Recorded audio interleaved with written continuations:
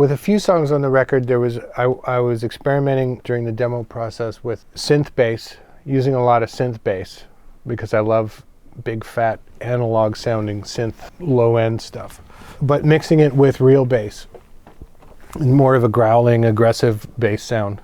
So oftentimes I would send a demo with the synth bass to Dave and then trying to get it to work. It was a bit of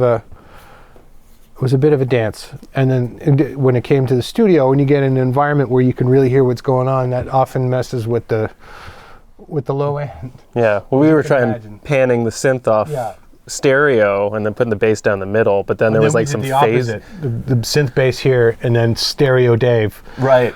I think we ended up somewhere in the middle where the synth bass will be a feature for a second, and then when Dave's bass comes in, it'll be even bigger. And oftentimes they're not quite playing the exact same thing. Mm-hmm. They'll differ a little bit, but when they are playing the same thing, they pump and move at the same time. Like Beano, this song came from two different demos. So the part that is now the bridge and the outro was in a different key and was a different song, a slightly different tempo, but had the same energy and same vibe, but was very 4/4 centric, very groove.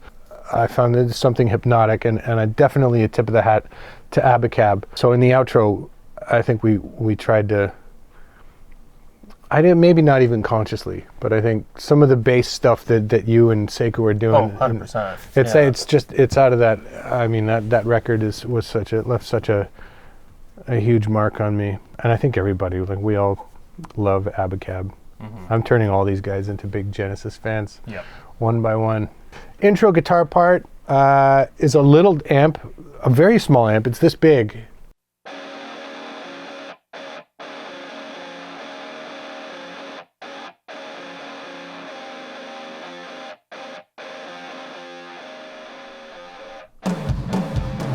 Can we solo the drums?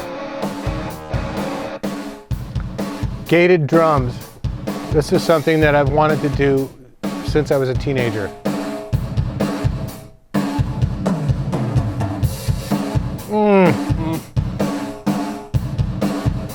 See, I could just listen to this for about an hour straight and get into it, especially with Sekou playing it. Concert toms. It's where you take the bottom head off the toms, gives them a certain thwack. Okay, and now let's hear the synth bass with the drums. No, actually, can we? Yeah. Now here you'll hear the synth bass.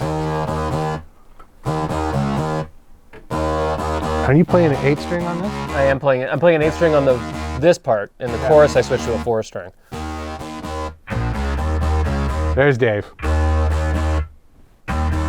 That's aggressive.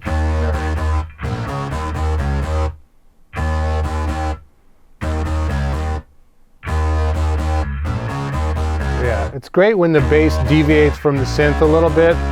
Get this?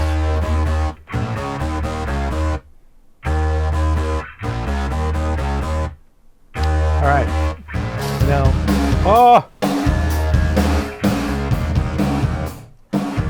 like that's a song right there. Yeah. As is my want. In the chorus, there's about another 10 guitar parts that come in.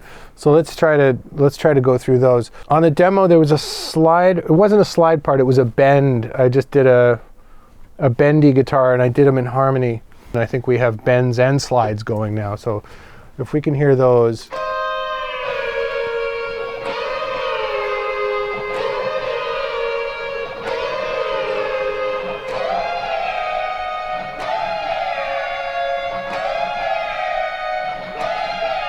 Yeah, I love those. So good.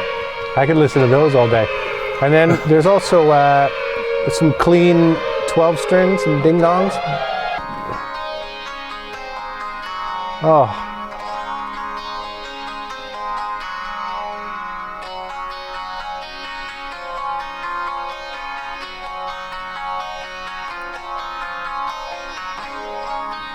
Yeah, now here's the chorus as it sounds like. We can just hear the little mix of it.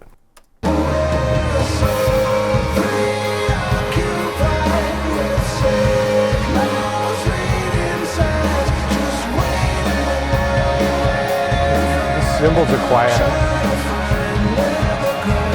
With that drum sound, one of the things we had to do, his hats were allowed to be there, but we found that the cymbals, because it's such a processed sound for the drums, that the cymbals would, as soon as he plays a cymbal, a crash or a ride, it takes over everything.